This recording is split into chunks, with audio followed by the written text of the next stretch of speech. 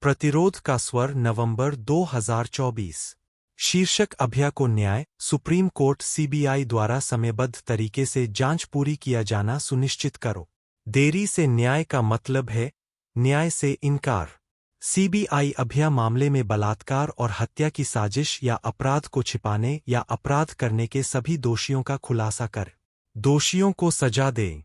मुख्य पाठ। भारत में महिलाओं के खिलाफ यौन अपराधों में 27% सजा दर। आश्चर्यजनक और भयानक। लेकिन देखिए कि 9 अगस्त को पश्चिम बंगाल के कोलकाता में आरजीकर मेडिकल कॉलेज की 31 वर्षीय डॉक्टर के बलात्कार और हत्या की जांच कैसे की जा रही है। यह पश्चिम बंगाल जूनियर डॉक्टर्स फ्रंट द्वारा अभया, जैसा कि उन्होंने उसका नाम रखा है, को न्याय दिलाने के लिए 2.5 महीने लंबे संघर्ष के बावजूद है। उनका संघर्ष जारी है। पश्चिम बंगाल में लोगों का गुस्सा सड़कों पर उतर आया है, लेकिन इसके बावजूद ऐसा हो रहा है। इसी तरह सभी सरकारें, केंद्र और राज्य, इसी तरह अदालतें, व्यवस्था, महिलाओं के खिलाफ यौन हिंसा के दोषियों की रक्षा करती है। पश्चिम बंगाल के जूनियर डॉक्टर्स फ्रंट ने स्पष्ट रूप से आरोप लगाया है कि अभया को इस तरह से दंडित किया गया क्योंकि उसने भ्रष्टाचार के खिलाफ आवाज उठाई। माता-पिता ने कहा कि पश्चिम बंगाल के वरिष्ठ पुलिस अधिकारियों ने उन पर दबाव डाला और जल्दबाजी में अंतिम संस्कार करने के लिए मजबूर किए। उसके सहयोगियों को न्यायिक जांच के लिए लड़ना पड़ा।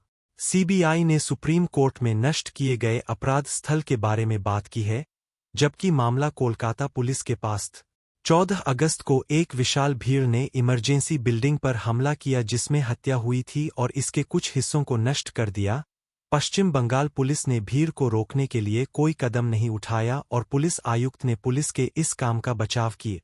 प्रिंसिपल और पूरे स्वास्थ्य मंत्रालय के अधिकारियों ने पीडब्ल्यूडी को अपराध स्थल के पास के कमरे का पुनर्निर्माण करने के लिए हस्ताक्षरित आदेश दिए। कमरे को तोड़ दिया गया था, हालांकि पुलिस अपराध स्थल की प्रभारी थी।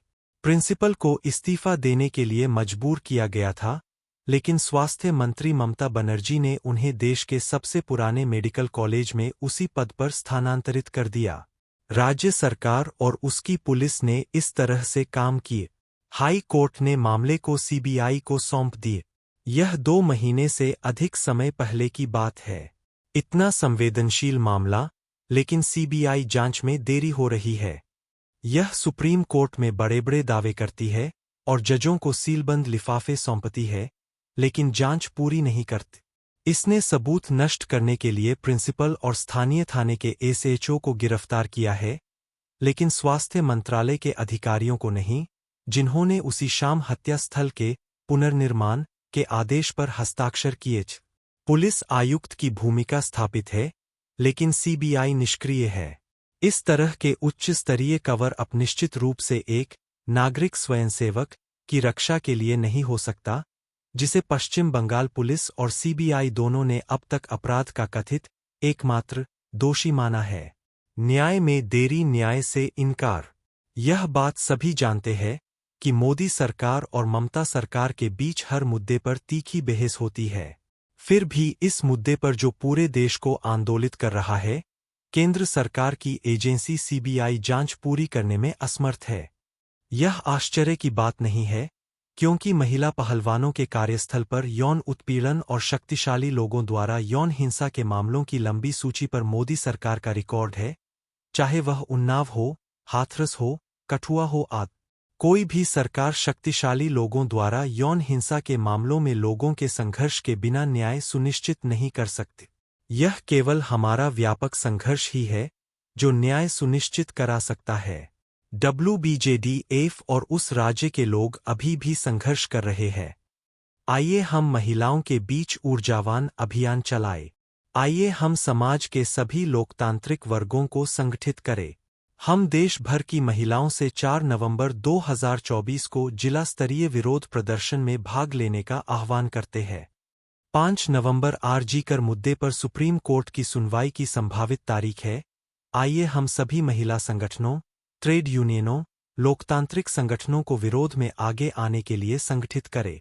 आइए हम सब मिलकर सुप्रीम कोर्ट से आह्वान करें।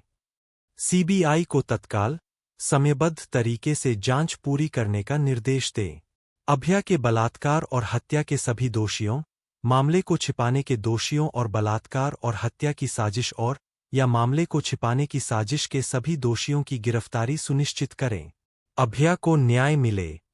अखिल भारतीय समन्वय प्रोग्रेसिव ऑर्गेनाइजेशन ऑफ वुमेन पाओ Andhra Pradesh, progressive organisation of women पाओ तेलंगाना, स्त्री जागृति मंच IJM पंजाब, प्रगतिशील महिला संगठन PMS दिल्ली।